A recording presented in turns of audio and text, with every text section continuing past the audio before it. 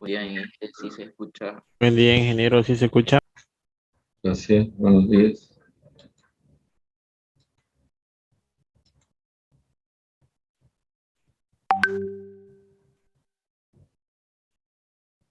Quisiera saber si tienen alguna cosa que quieran preguntar de todo lo que hemos visto.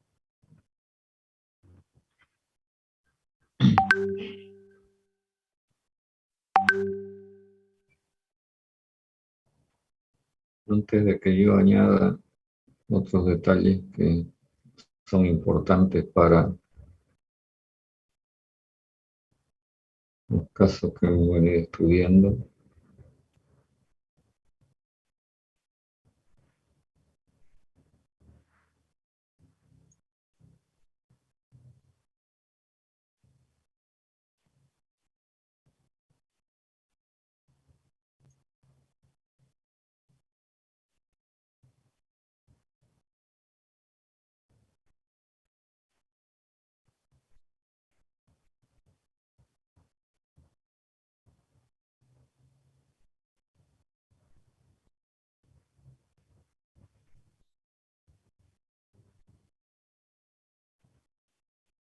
Esto que estoy dibujando es una repetición de lo que hemos venido examinando en su versión más simple.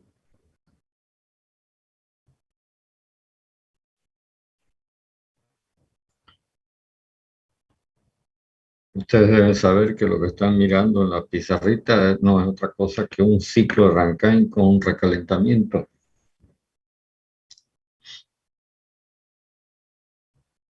Bueno, y una de las cosas que también uno debe darse cuenta es de que todos los procesos que están consignados en el ciclo son reversibles.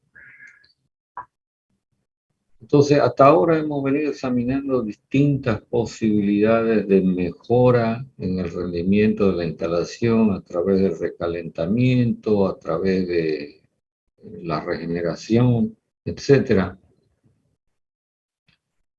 Entonces, ahora lo que vamos a hacer es empezar a comentar qué cosas son las que hacen que el rendimiento retroceda en su valor y ya no sea como el que, si es que ustedes han ejercitado algo, han venido calculando. En primer lugar, las transformaciones no son reversibles. Y principalmente voy a destacar la situación de la turbina y de la bomba.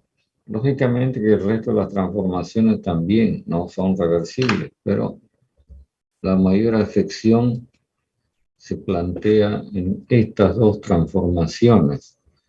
Entonces, como consideramos que el proceso es adiabático en ambas máquinas, la turbina y en la bomba, si es irreversible, lo voy a anotar acá, si es irreversible y adiabático, entonces la entropía, de acuerdo con la segunda ley, va a experimentar aumento. De tal manera que si incorporamos este detalle al ciclo que tenemos dibujado en el diagrama TS, nos encontraríamos con que en la turbina el proceso debe ocurrir más o menos así, de esta manera. Y en la bomba debe ocurrir de esta otra manera. ¿Ven? Está claro que el salto de entalpía en la turbina se reduce, mientras que el salto de entalpía en la bomba aumenta. ¿Qué quiere decir eso? Que el trabajo de la turbina disminuye, mientras que el trabajo de la bomba se hace mayor, lo cual automáticamente implica para la misma cantidad de calor que se suministra en la instalación una disminución del rendimiento. Pero es más, algún otro detalle vamos a repasar porque esto lo han visto en termo 1. Supongo que han conocido ustedes en termo 1 el diagrama HS, también conocido como diagrama de Mollier. Pregunto, quisiera escucharlo. ¿Conocieron este diagrama?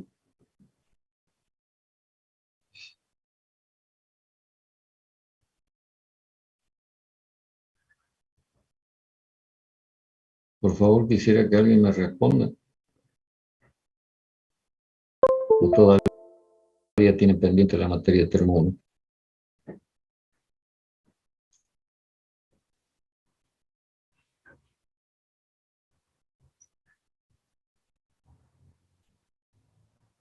Simplemente para hacer un recordatorio rápido. En este diagrama, la campana aparece así, deformada. Esta línea, esta que estoy repintando, es la línea de título 0 y esta otra, que se curva, es la línea de título 1. Bueno, yo les sugiero que estas son líneas de presión constante y por acá hay líneas de temperatura constante. Sugiero que ustedes repasen en su texto de termo el diagrama HS que permite, digamos, entender lo que yo voy a plantear a continuación. Si el proceso en la turbina fuera el proceso reversible 2'3, el trabajo mecánico sería el máximo posible, el mejor trabajo mecánico que pueda hacer la turbina. Mientras que en el proceso 2'3', que es irreversible, el trabajo mecánico es menor. Y entonces se define para este tipo de máquina lo que se llama rendimiento termodinámico de la turbina como el trabajo de la turbina que corresponde al proceso irreversible dividido por el trabajo máximo, que es el que corresponde al proceso reversible. Por lo tanto, esto quedaría definido en términos de diferencia de entalpía de esta manera. Por supuesto, este valor siempre será menor que 1. Entonces, ustedes van a encontrar en los problemas de termodinámica que se suele decir que la turbina tiene un rendimiento de 85%. Y entonces usted tiene que interpretar de que esta relación de diferencia de entalpía está siendo igual a 0,85. Eso para efectos de resolver ejercicios. En el caso de la bomba, como se trata de trabajo consumido, se entiende de que el mejor proceso es el que consume menos. Y entonces, a fin de que el rendimiento no tenga valores mayores que 1, que no es lo normal, lo que hay que hacer en este caso particular, porque, digamos, el trabajo consumido en el proceso reversible es más chico que en el proceso irreversible, es invertir la definición. Y entonces sería el trabajo de la bomba en términos reversibles dividido por el trabajo de la bomba irreversible. Y entonces nos encontramos que sería la entalpía H sub 4' menos H sub 5 en términos absolutos, por supuesto, ¿no? Dividido por H sub 4' menos H sub 5', que también deberá ser un valor menor que 1. Entonces, Estos dos procesos ocurriendo en la turbina y en la bomba van a provocar que el rendimiento de la instalación disminuye. Por supuesto que también afectan los estrangulamientos que ocurren en las líneas de transporte de fluido que comunican a una máquina con otra, incluso dentro de las mismas máquinas. Me refiero a los intercambiadores de calor. En ellos también hay caída de presión, ocurre estrangulamiento y eso afecta de manera, digamos, no favorable el valor del rendimiento. ¿Preguntas?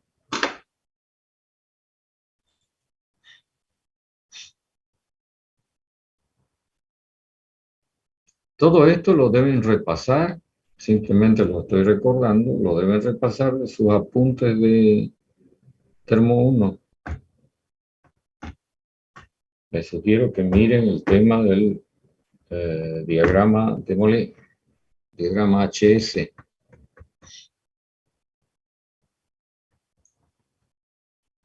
¿Preguntas? ¿Nada? ¿Está todo clarísimo? Sí, ingeniero. Ya, ok. Estas cosas que estamos mencionando, digamos, son parcialmente causas que motivan una disminución del rendimiento de la instalación. Pero hay otra causa. Debemos recordar que el rendimiento de la instalación, en definitiva, para un ciclo como este que estamos dibujando, es el trabajo dividido por la cantidad de calor suministrada. Acá usamos esta definición de rendimiento porque es un solo flujo másico en la instalación. Y digo, la otra gran pérdida que hay que tratar de minimizar ocurre acá en este valor, que por causa justamente de pérdidas de calor en la instalación, este valor se incrementa, mientras que por las otras causas que hemos mencionado, este valor se disminuye y entonces el efecto ya es por partida doble, ¿no? En la disminución del rendimiento. ¿Por qué hay pérdida o dónde hay pérdida de calor? A ver si alguien me puede hacer algún comentario. Imagínese la instalación, caldera, turbina, condensador, bomba, ¿dónde es que van a ocurrir principalmente las pérdidas de calor? Me refiero a calor que debería estar recibido por el fluido que circula dentro de la instalación, pero sin embargo te va a parar finalmente al medio ambiente.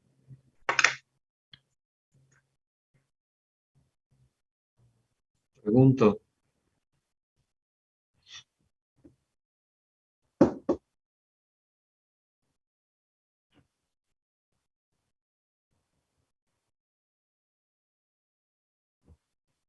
Bueno, esta disminución de Q sub 1 la podemos localizar principalmente en la caldera y en las tuberías que conducen el vapor.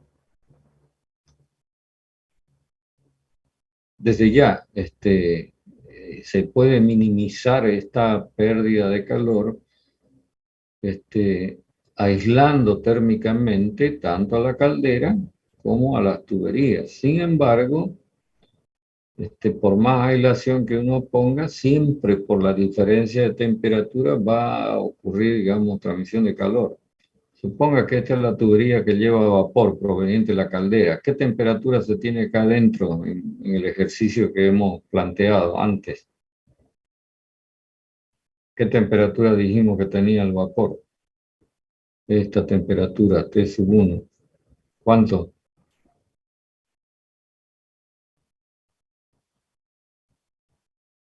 ¿Eso?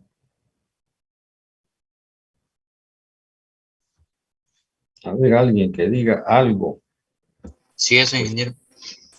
Ya. Si esta es la temperatura del fluido que está circulando por el interior de la tubería y afuera tenemos 25 grados de temperatura ambiental, es lógico que va a haber transmisión de calor, ¿no? Entonces, ¿qué se hace? A la tubería se la forra con un aislante y sería bueno que ustedes se interioricen un poco más en relación con este tema de los aislantes que usan estas instalaciones. Así que ya tienen otra tareita. No se olviden que todas estas tareas son importantes a la hora de los exámenes, ¿no? Porque puede ser que preguntemos estas cosas. Entonces, algo debería responder. Si es que realmente le ha venido tomando interés a las cosas y ha venido siguiendo el desarrollo del curso. Entonces, estas diferencias de temperatura, lógicamente no las podemos cambiar, pero con el uso del aislante térmico, entonces se puede reducir las posibles pérdidas que hubieran estado ocurriendo en la instalación sin aislación térmica. Bueno, no se me ocurre alguna otra cosa en relación con el tema que hemos venido conversando sobre las instalaciones con turbinas de vapor para la producción de trabajo mecánico o potencia. Así que, como vamos a dejar este tema, yo les sugiero que hagan las preguntas que crean convenientes antes de que nos pasemos a otro asunto. Siguiente tema. ¿Nada? Nada por aquí, nada por allá. Mucha, tengo que suponer que todo marcha sobre rieles. Entonces, vamos con viento en popa, como dice, ¿no? Llegaremos pronto. No se olviden que de acá a unas 2 semanas vamos a estar dando examen. A lo sumo 2 semanas más. Y ya vamos a tener el primer examen parcial. Y entre las cosas que debo decir es que el examen es teórico práctico. De repente por ahí tiene que hacer algún ejercicio o responder preguntas.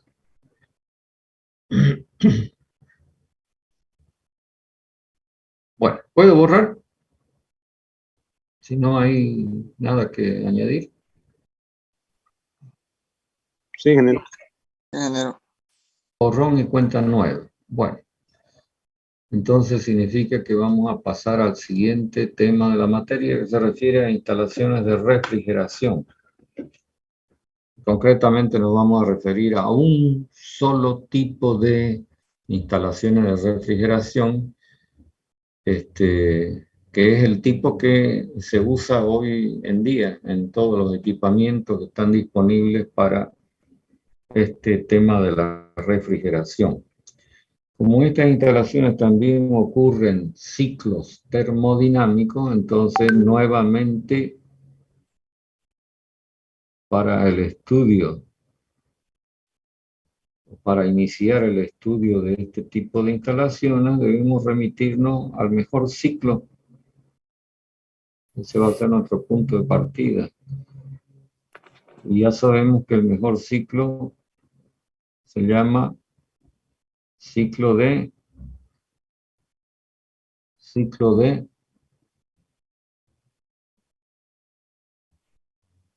Carnot. de Carnot.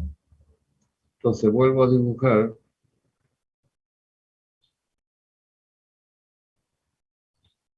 la campana correspondiente a este ciclo con 2 niveles de temperatura con sus correspondientes niveles de presión. Y a continuación voy a graficar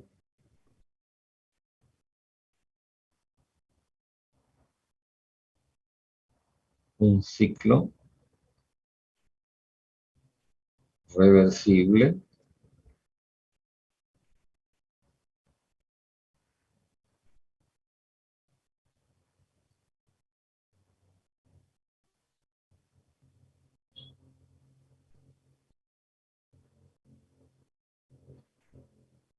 que lógicamente por ser ciclo de Carnot y estar inscrito dentro de la campana, será un ciclo rectangular.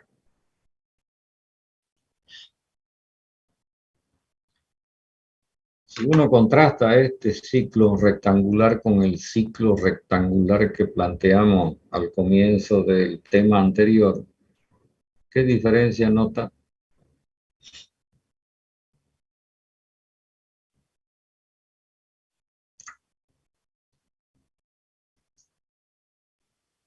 Que, que está alrededor lo del rectángulo.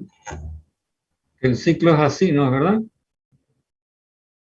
Es un ciclo inverso, a diferencia del ciclo de las instalaciones de vapor, en donde, digamos, se trabaja con ciclos directos. El hecho de que sea un ciclo inverso significa que el trabajo mecánico neto intercambiado durante el ciclo por la sustancia que experimente tal ciclo va a ser negativo. Es decir, que esta es la razón por la que a este tipo de ciclos se los llama ciclos consumidores de trabajo mecánico. Lo que quiere decir que en las instalaciones de refrigeración vamos a tener un consumo neto de trabajo mecánico. Por eso es que para estas instalaciones se requiere un motor, que es el que le va a suministrar a la instalación dicho trabajo mecánico. ¿Comprenden? ¿Qué tipo de motor es el que normalmente se usa en las instalaciones de refrigeración? Llámese heladeras, equipos de aire acondicionado, equipos de cámara, etcétera, etcétera. ¿Cuál es el motor más frecuentemente usado?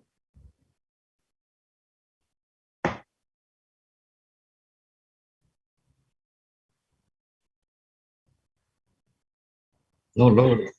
¿Ah? Diga. No le pude entender. Por favor, repítalo. ¿Cuál es el motor más común usado en todas las actividades? Por ser justamente un motor muy bueno.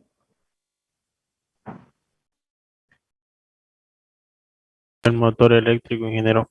El motor eléctrico, por eso es que todos estos equipamientos usted los tiene que conectar a su enchufe, ¿no? Si no, no funcionan. Les tiene que dar una provisión de energía eléctrica. Bueno.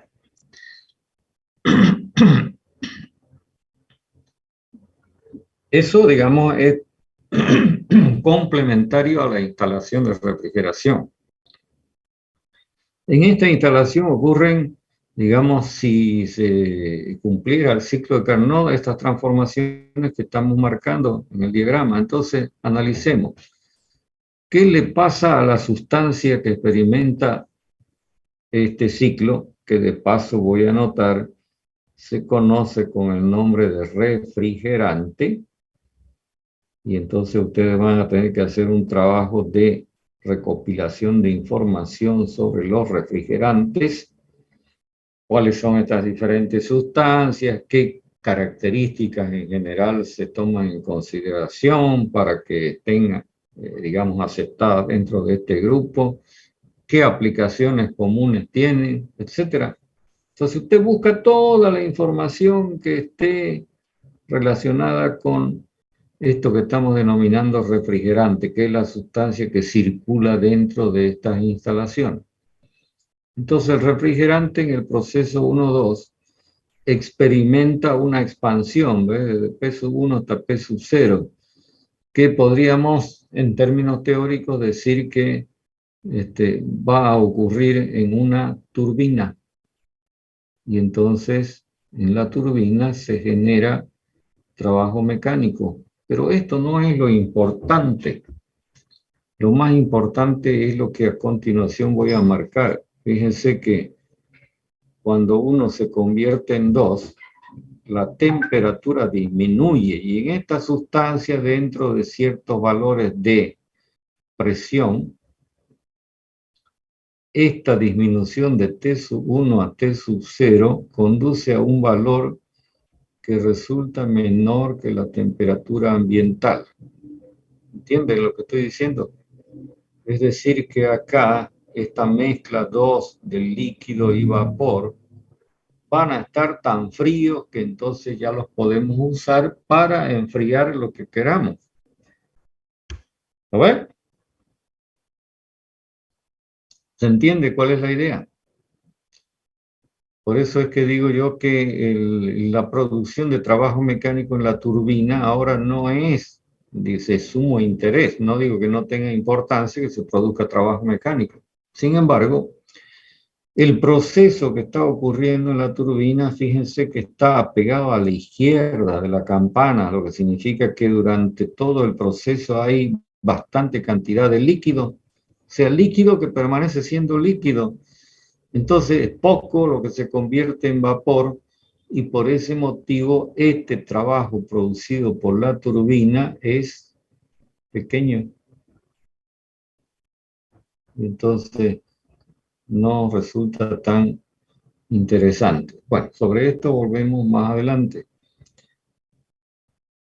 A continuación ocurre el proceso 2-3, que como ven implica que una mezcla con un cierto título en el estado 2 se convierte en otra mezcla con un título mayor en el estado 3. Significa que parte del líquido se ha convertido en vapor. Y para eso, entonces, tiene que recibir calor, que es lo que estoy sombreando, de una fuente exterior para que el líquido se convierta en vapor. Entonces lo que nos va a hacer falta es, lógicamente, un intercambiador de calor que se conoce comúnmente con el nombre de evaporador, por lo que estoy describiendo. Pero lógicamente se trata de un intercambiador de calor. Ahora, es de destacar que el calor que absorbe el refrigerante lo absorbe a una baja temperatura, como T sub 0, porque el fenómeno está ocurriendo a esa temperatura, que es menor a la temperatura ambiental. El proceso 3-4 implica lo contrario al proceso 1-2. Significa que se está comprimiendo la mezcla 3 hasta convertirla en vapor saturado 4. Y la máquina que estaría siendo adecuada en esta situación es el compresor. Recuerdan que en el caso de las instalaciones de vapor, forzamos a la bomba, ¿no? A que sea la máquina para este tipo de procesos. ¿Por qué digo que acá la situación es forzada también? Porque estamos haciendo de que ingrese una mezcla de líquido y vapor al compresor, lo cual en la práctica no es posible. Ningún compresor acepta líquido y si le ingresa líquido va a experimentar daños. Entonces acá tenemos otra tarea. Investigar por qué razón la presencia de líquido es dañina en un compresor. Espero que estén tomando nota de esto porque de repente lo preguntamos en el examen. Para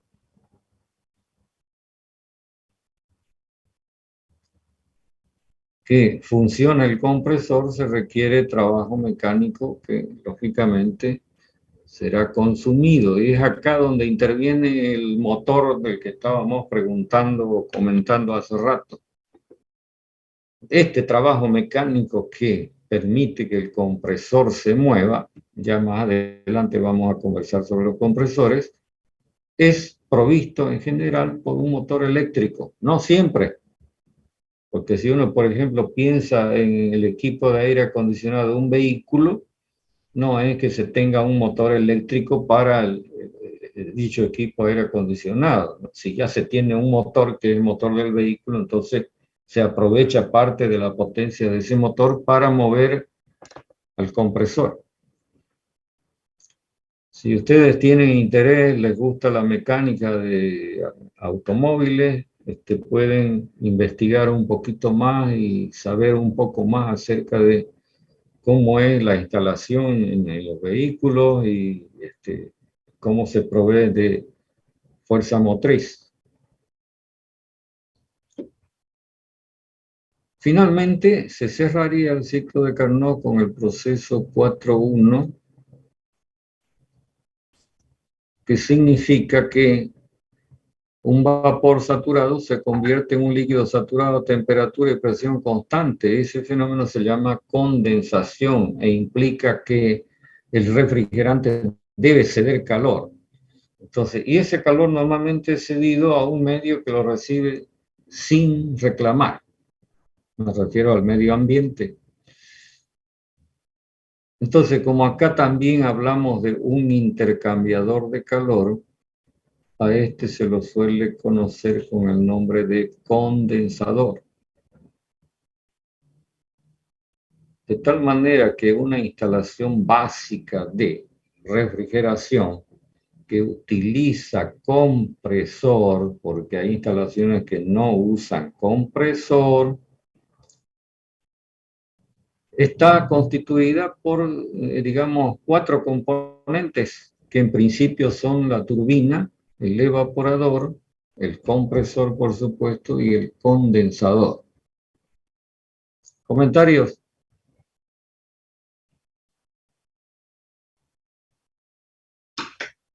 ¿Está claro todo lo que hemos dicho hasta acá? ¿O quieren preguntar algo?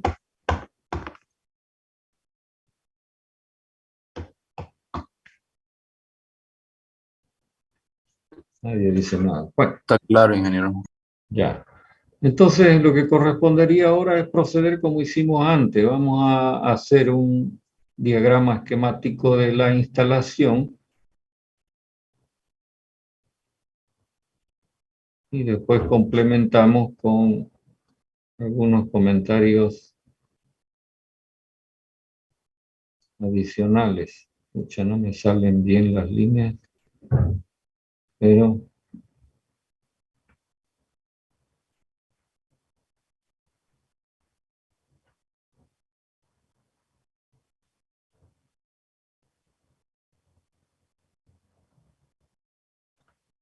entonces el fluido circula siguiendo el sentido de la flecha.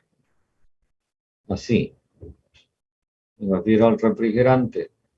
Por acá tendríamos el estado 1, por acá el estado 2, la turbina produciendo trabajo mecánico, algo.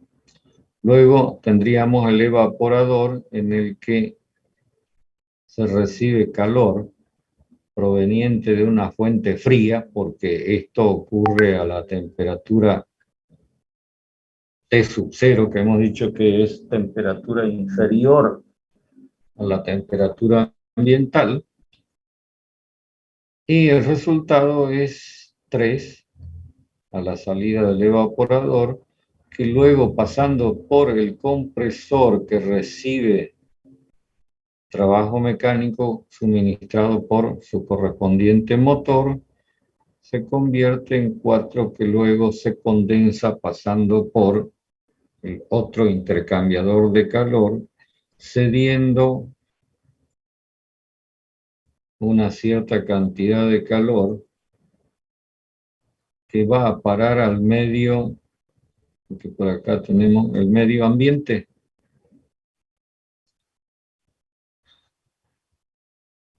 Entonces, tal vez valga la pena que yo indique cuál es la ubicación geográfica de los componentes. Y creo que con eso por hoy vamos a concluir. Normalmente, este aparato, después vamos a corregir el esquema de la instalación porque este no es el definitivo. Este aparato, que se llama evaporador, va a estar ubicado dentro del sitio en donde se quiere que la temperatura sea menor que la del ambiente, porque esa es la finalidad de la refrigeración. Es decir,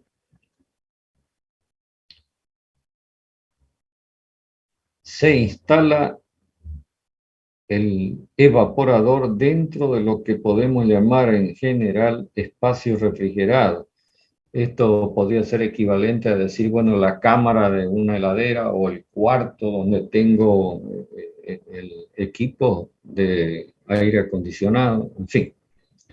Mientras que, lógicamente, este otro componente, el condensador, tendrá que estar inmerso en el medio ambiente, es decir, que normalmente le transfiere calor al aire ambiental. ¿Comprenden? Entonces lo que se hace es transportar calor de acá para acá. En otras palabras, podríamos imaginar a esta instalación como que si fuera una bomba de calor. ¿Entiende? Quiero saber si la idea que estoy mencionando la asimilan o no. ¿Puede repetir, por favor, ingeniero?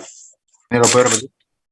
Cuando uno habla de una bomba, de esas bombas que se grafican así, uno dice, bueno, de acá a menor presión va acá a mayor presión y normalmente lo que se bombea es un líquido, ¿no es verdad? Bueno, haciendo una semejanza con esto, acá tenemos una bomba de calor. ¿Qué es lo que se bombea? Calor. ¿Ve? Y entonces la instalación es como el equivalente a la bomba. Ahora, ¿se entiende o no se entiende?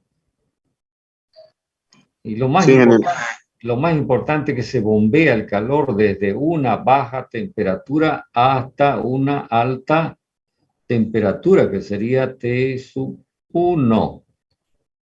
¿Lo ven?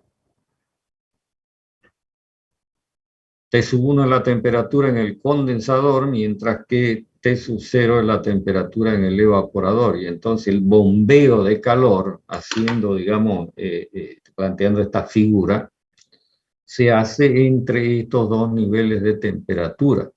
Y para eso se requiere, lógicamente, esta instalación que estamos mostrando esquemáticamente. Bueno, creo que lo vamos por el momento a parar acá y lógicamente sobre este tema les voy a mandar otro documentito para que lo vayan mirando, ojalá este fin de semana. ¿Listo? Listo, ingeniero. Listo, dije. Bueno, buen fin de semana.